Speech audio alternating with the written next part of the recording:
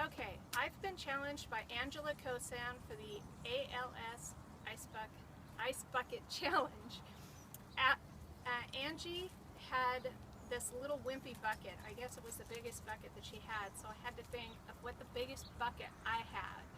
And unfortunately, it's much bigger than your bucket, Angela.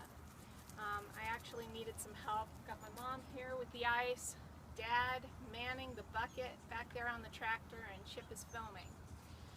So I guess, Mom, go ahead, add the ice. That bucket is completely full of water. And I'm getting drizzled right now. And I don't even know how this is going to feel, so maybe I should just call out the people that I'm going to challenge right now, which is Lisa Kelly, Michaela Thomas Langord, and Jana Pereira. So, all right, Dad, do it.